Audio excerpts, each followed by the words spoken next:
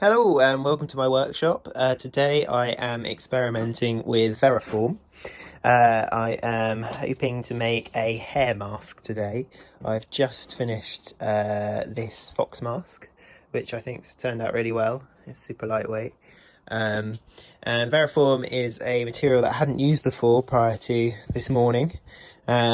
It's essentially a cotton fabric that's been dipped in some thermoplastic. So when you heat it up with hot water or a heat gun, the fabric goes all soft and malleable, and then you can push it around a shape and form it to whatever contours you wish, and essentially make really lightweight but strong masks in this instance. So I have, for this fella, I have made a sculpture in clay, and then I have moulded the sculpture using a plastic shim as the divides for the mould so that it can separate easily from the actual sculpt. And then here are the results. So you end up with a 3-part mould in both cases, and it's got location points where the shim has location points, so that all the mould pieces go back together. This is just a hard plaster. I think it's called Crystal Cal, which is a slightly harder plaster than plaster of Paris, so it withstands being knocked around a lot more. And then I've reinforced this plaster mould with jute scrim, which is just essentially like Hessian, and that gives the mould lots of strength. So here's the ears for the mould that I'm about to put Varaform into. I found that Varaform is pretty easy to work with once you get the knack. It is simply a case of chopping off a piece the appropriate size for the area you're putting it into. And then you will go ahead and heat up that piece with a heat gun, wait for it to go shiny. At that point, you know it's nice and hot and malleable, and then you can wait a few moments, and this is where the real trick is. Just wait a few moments, wait for it to become cool enough to touch, and then make sure you wet your hands. I've got a bowl of water here, and it's a lot easier to pick up without it sticking to everything. I had some real problems at the start with it sticking to absolutely everything, so I bought this silicone baking mat, which means that I can heat it up and still get it off the surface without it sticking to the surface I was heating it on. And yeah, once it's hot, I can use my wet hands, take it to the mould, push it into the mould to conform to the shape of the mould, and then once it's been in the mould, I think it's a 10-minute full strength cure, but to be honest, within a couple of minutes it's already pretty strong. And I've been taking 2 sheets of this at once, doubled up, and heating them together so that I end up with a kind of a dual mesh.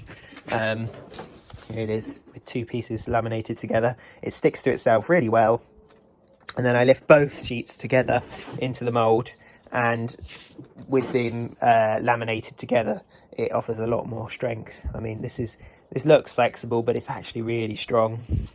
And the beauty of Varaform is obviously that you don't have any obnoxious smells like you would with fiberglassing, or any sticky mess to clear up at the end, and you end up with a pretty lightweight and substantial structure that won't cripple you when you're wearing it on your head, which I know that fiberglass can be pretty unpleasant to wear because it can be quite heavy if you're not careful. Yeah, this just seems to be a fantastic solution, nice and quick as well to create. I tried out a few more things in this. In the first mask I made, I tried out adding epoxy to some of the details in the mould, because I thought, I'm not going to get enough detail with this Varaform, so I brushed in some 5-minute epoxy, which comes in tubes like this. So you just mix it 1-to-1 in a cup, and then I added a bit of talcum powder to bulk it up a bit, and then brushed it into the mould in the eye sockets and around the mouth and around the nose, so that I could still have quite good detail there, because those are the bits that are not going to be covered in fur when I finish the mask. I'll talk you through how I did that a little bit later on, because it's a little bit of a process to make sure that it doesn't stick to your mould. The other thing I tried was this soft foam. This is expanding 2-part foam. So again, you mix it 2 to 1, this foam, into a cup, and then I poured it into my mould, into the ear sockets, and it expanded to fill the gap, and that meant I didn't have to work around the Varaform into the fiddly areas. I've just got a little bit of Varaform on the back that you can't see because it's been kind of encapsulated by the foam, but that gives the foam a bit of strength.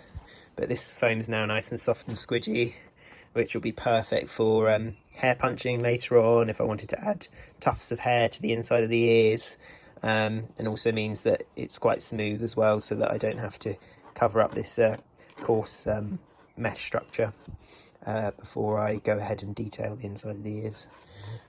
So yeah, that's it. Let me get cracking and you can follow along. So Varaform comes in 3 grades. I've ordered a heavy and a medium. I don't know if you can see the difference on the camera. This one's about half the weight, I would say, as this one. And I also ordered this kind of translucent film, which is also Varaform, but this one's supposedly better at capturing detailed areas. It's only kind of the width of a piece of card, but actually when heated up and put into a mould, the compound curves seem to give it quite a lot of strength, as a kind of even a standalone material rather than laminated with these guys. But obviously for best results you might want to use this laminated with one of the 2 meshes to give you more rigidity. I've been using the lightweight stuff more, only because I wanted to save weight, so I decided that for strength it's good to laminate layers of this, so 2 layers of this, and as I didn't want to add loads of weight, I didn't want to laminate, you know, two thick versions. I'd rather have 2 thinner versions, I think, and achieve more strength to weight ratio, if that makes sense. I mean, I haven't tested it, but I think that's essentially what I'm achieving. Although I have seen people make masks out of just the heavy stuff and on a single layer, and it stood up quite well to being bashed around. I did find that the thin stuff worked quite well in less defined areas, like areas like this, around the mouth. It added essentially enough form and detail for me to be able to paint that in, or add a bit of cardboard filler later on just to get that nice and crisp looking. But it wasn't enough, in my view, it wasn't malleable enough and flexible enough for my liking to get good detail in eye areas, so that's why I chose the epoxy. I found that it was a bit of a faff to get it to go into detail areas. I think this was one of my first tests and I was a bit disappointed with it, but that was when I didn't quite understand how the material worked. As with all materials, you just need to do a little bit of testing, so order enough material so that you can try it out, you know, take a few offcuts, see how it works, get the feel for it, because obviously when you're buying these things, they're not cheap, and you want to get the best results out of them, either first time or second time, and the only way to do that really is to experiment with a small amount first and really see how it works and what doesn't. I will leave a link in the description below for the Varaform that I purchased from Flint's, which is a theatrical supplier in the UK, although I know that you can also get it in America quite easily as well.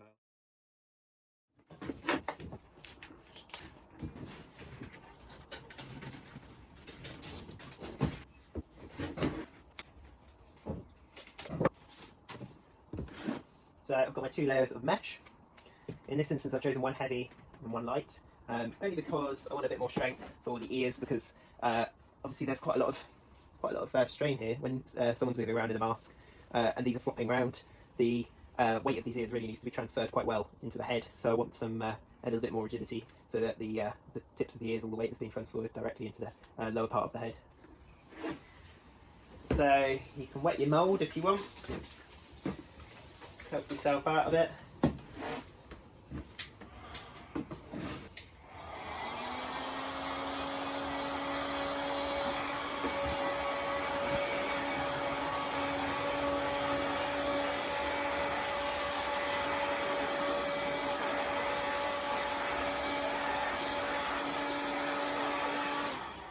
Right, it's started to go glossy. I find that Varaform does retain its heat quite well. As you can see, it's quite sticky now and quite flexible. You don't want it to let it stick to itself, but you do want to get it over your mould. You want to start gently pushing it in. Keep your hands moving so they don't get stuck to the Varaform. If you find yourself getting stuck, just wet your hands a bit more. Really work it in.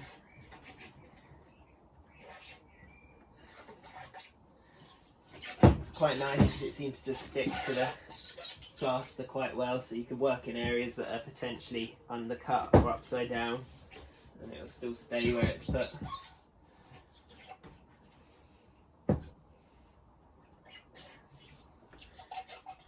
And say you don't think you got it in the first time, so you can see that the mesh isn't making contact with your mould, then you can heat it up again.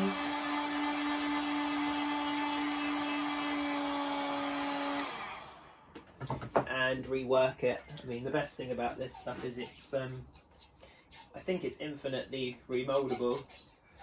And don't worry about any of the overhang, because we'll mark that up and trim it up in a bit. So there's one here.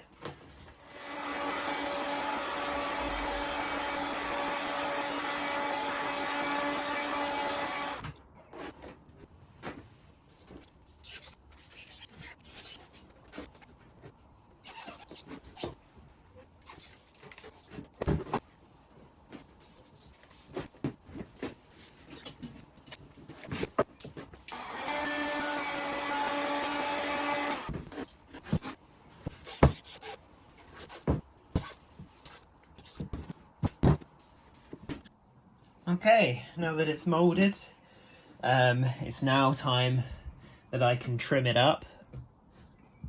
And to trim it up, I mark it just 5mm shy of the surface so that I can get my bits of mould back together. And I mean, the final bit of joining between all these sections will come together when I put all the moulded parts back together in the mould.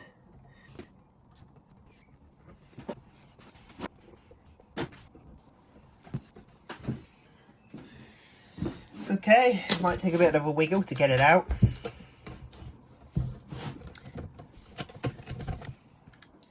And there we are, it's taken the shape really well. I'm going to trim along these lines that I've added now. Good sharp scissors seem to work great.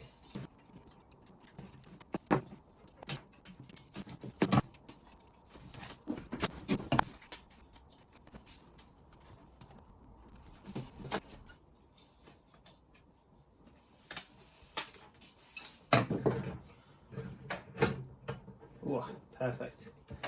Lovely. And yeah, feels really, really, I mean, the stuff down here is really very tough. Quite hard to bend, which is perfect. What I might do is just put another strip in here just to give it that extra bit of rigidity. So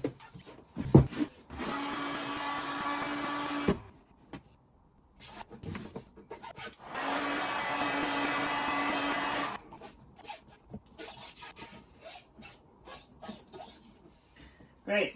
Now I'll just leave that in the mould because I don't want it to lose its shape for a bit later on when I join them together. Now that I've reheated it and made it sit perfectly in the mould. Okay, and then we have it. Here's section moulded.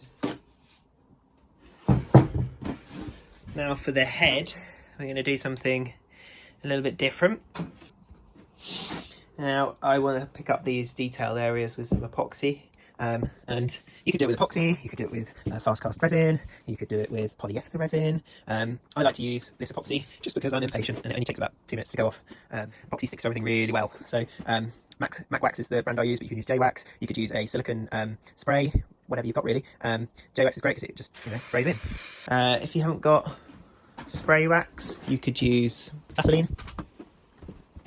I like to use Vaseline, and then I take a brush, I chop the end of the bristles off the brush so it's nice and short. This gives it lots of strength, so I can push it around.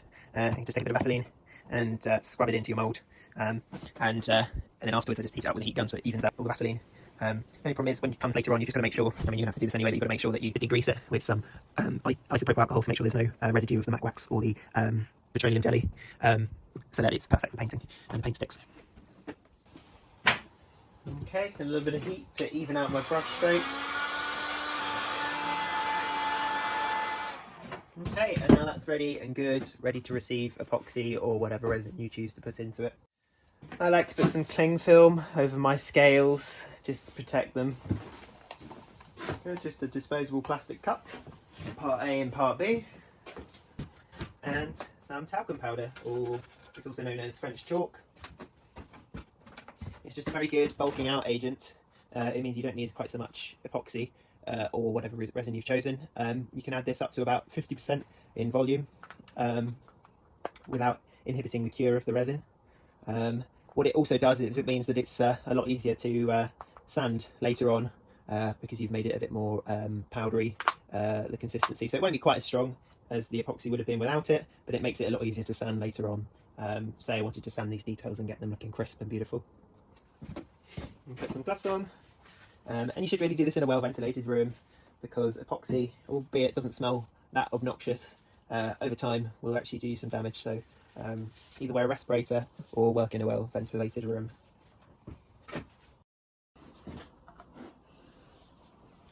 So zero your scales. If your epoxy's not flowing very well, then I would put it in the sun or on a radiator for a little while, and it'll become a lot runnier. Now I've got 15 grams in there, so I know I need the following 15 to make it to 30. Add some French chalk. You've probably got about a 1 minute working going. 2 minutes.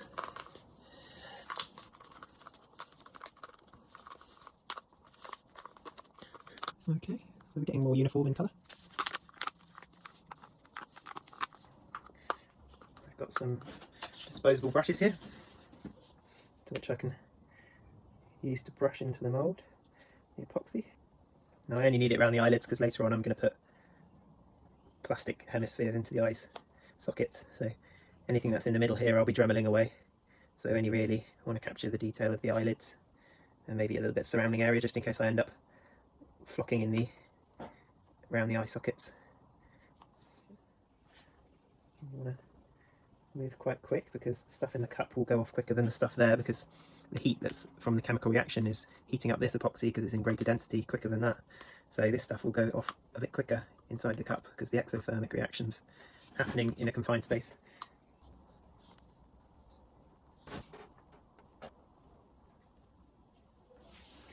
Okay, it's going. This is now red hot in my cup and starting to go kind of more chewing gum like. So at this point I can't really work with it any longer because I'll just end up lifting what I've put into the mould already out when I put my brush in.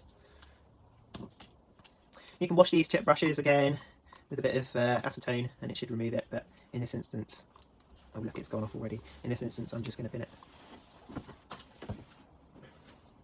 Okay, so I've cut some patches to go over the eyes that we've just put epoxy into.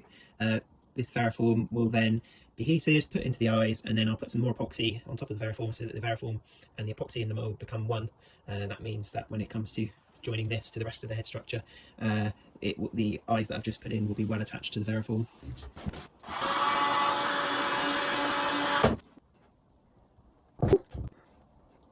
Okay,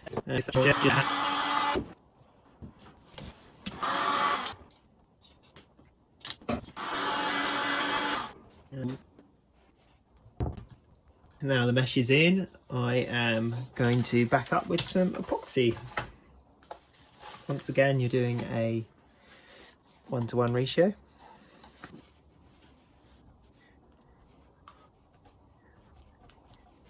This time I'm just washing my brush because these are a bit more expensive, these brushes. Now, just while that's curing, I've decided I'm going to wax up these ears with some Vaseline, because later on I'm not going to fill this side of the ear with Varaform, just the back side, and the front side, which is this bit, you'll see, will be soft foam, 010 foam. So in order for the foam not to stick, this bit of the mould needs to be waxed or have some release agent applied. And I'm going to put the release also onto the flange of the mould, because I know that this isn't the tightest fitting flange. Usually my moulds are a little bit better, so I'd imagine the expanding foam is going to want to escape down the flange. But we can fix that with a little bit of release agent such as Vaseline. And I'll probably just go over with the spray wax as well, just to make sure that it's got into all the areas. Get that? Right. Yeah.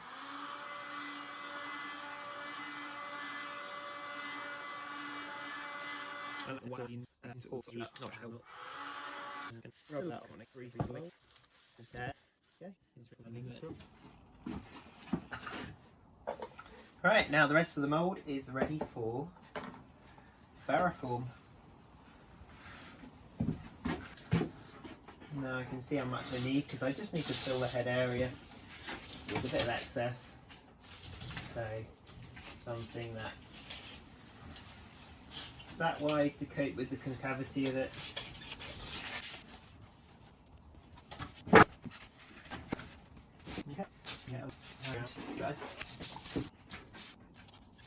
Okay, there we go. There it is, doubled up. I think if you're trying to get optimal strength, what you might do is put the second layer on a bias like that, and you'd end up with something that's got strength in not only one plane, but not only two planes, but 4 planes potentially.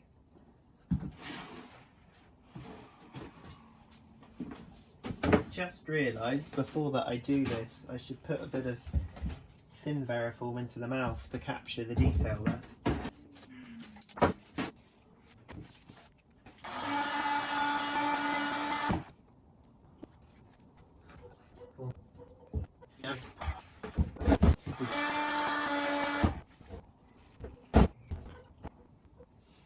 Okay, so there we have it. I've got the mouth detail in.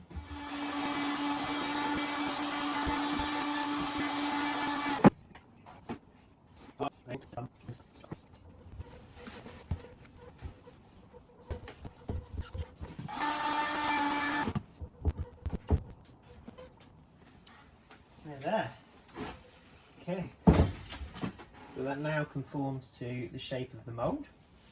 I can then go ahead and draw on the outline and chop off the excess, and we'll remove it and have a look what it looks like. And again, 5mm from the top of the lip of the mould sponge. Means that the two halves of the mould will still go together properly. And you have to be quite hard, because the epoxy is obviously holding in those features quite tight, you know, he says. That's the easiest one yet.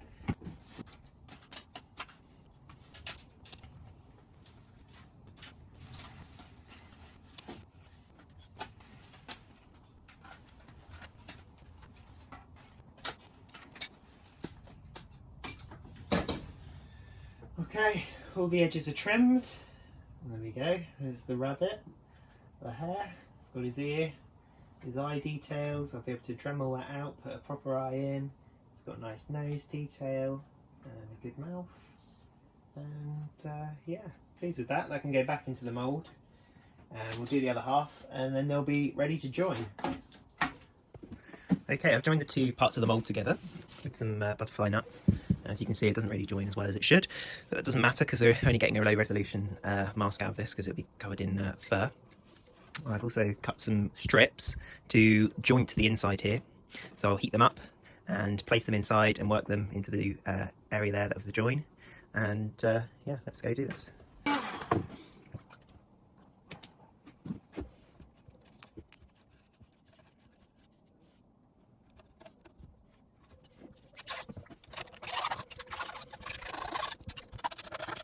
There we have it.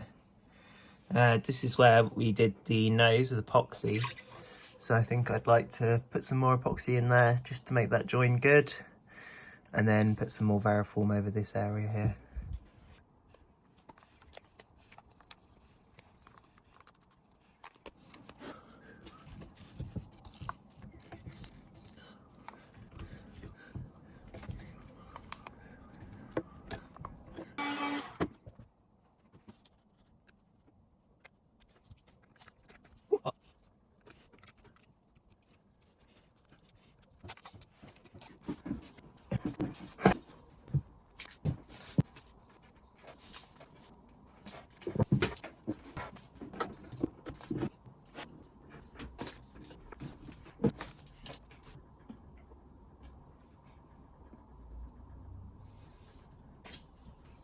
Okay, so we've got a good join.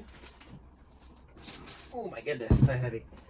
And you can see in that I need to join the front part to the back part where the ears are.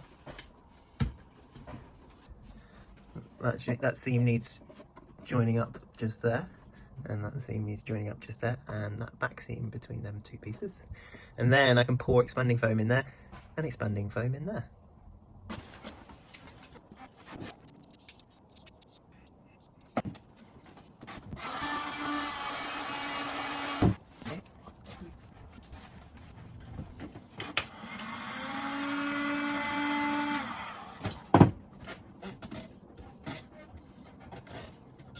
You've obviously got to be very careful about putting heat into this mould because you don't want everything else to deform, so very short, sharp, localised heat is what I'm doing to heat up the specific area. Okay, I think that looks good. We are now at a stage where I can pour in expanding foam into those ears. Now, I don't know how much this will take to fill. I'm going to fill it with a guesstimate and then probably underfill it and then hopefully just top it up. You've obviously got to work out how much to mix based on the fact that the foam will expand 5 times. The most mathematical way to do it is fill the area you're filling with water till it's full and then pour out the excess water into a jug. Measure how much is in the jug, then say you've got 1 litre in your jug, then you would go, well, there's a 5-time expansion on the foam, so you do 1/5 of 1 litre, which is 200 millilitres, and then you know that you've got to get a 2-to-1 ratio with your foam mix, so you would divide 200 divided by 3 and have 2-to-1 in your mix of A and B. But as the mould's not particularly well sealed, I'm just going to make a guess that each ear is about 300 millilitres, so let's just say it expands 5 times, so probably need about 60 millilitres, and 60 divided by 3 is 20, which is quite handy, so we'll do 40 and 20 as a mix, which will make me up to 60 millilitres, and pour it in the ear, and we'll see how we get on. Check I've got access with my cup.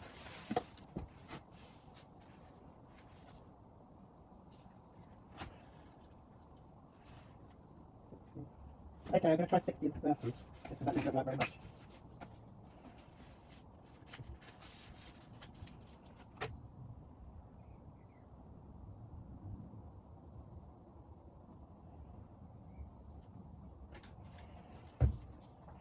Okay, so you've got about a 1-minute mix time and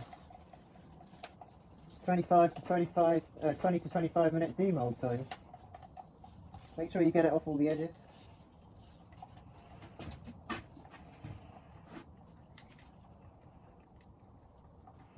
When you start to feel heat in the cup, or it starts to change colour like that, there's the time to go in.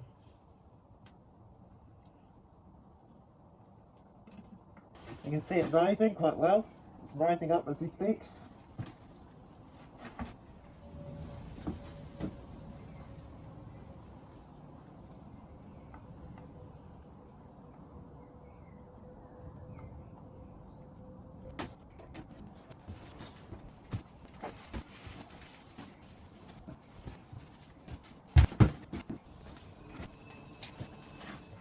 Right, time to demold. Down here is one problem.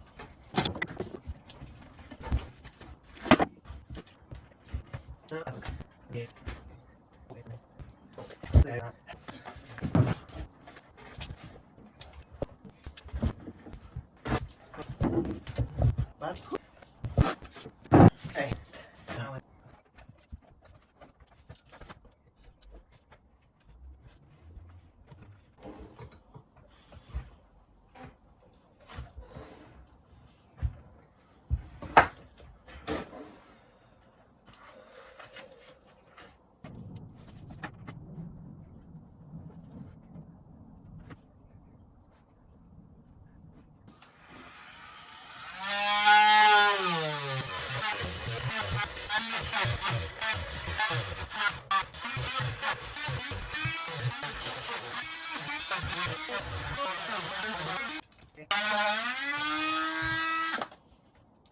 Okay.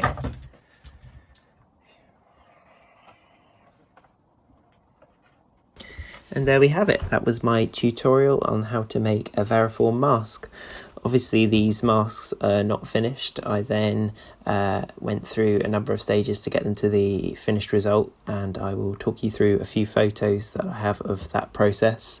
The first thing I did is I added an adjustable welding headgear and harness to the inside of the masks to add comfort to the wearer.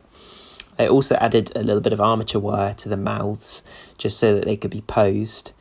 And then in this picture you can see I added some gauze mesh just below the eyes to enable the wearer to see. This was not needed at the end, so I removed it. Here you can see me patterning the fur with a process of cling film and masking tape, paying attention to the fur direction, the nap of the fur, as well as the jointing lines. These patterns were then cut out and transferred to some faux fur, which was then contact adhesive applied to the Varaform form that we just made. And Prozaid was used with other bits of fur to stick them into the ears and onto the nose. But there's a whole process to fur application, which hopefully I will cover in a future video. Flocking was also added to the inside of the ears and the bottom of the mouth and nose, particularly in areas where the fur needed to be very thin and faux fur was not suitable. Here you can see the fur just before it was trimmed and groomed using hair clippers and scissors, and once that was trimmed up to look more natural, I then went in with an airbrush and added all the natural colours, paying attention to reference images. And there we have it, one fox and one hair mask ready to go off to the client. Thank you so much for watching. I hope you learned something in this very long video. Hopefully you stuck around to the end. And in future, hopefully there'll be some more videos showing the process of fur transfer and other bits that I skimmed across at the end. Thank you so much for watching. Please subscribe. Catch you later. Bye bye.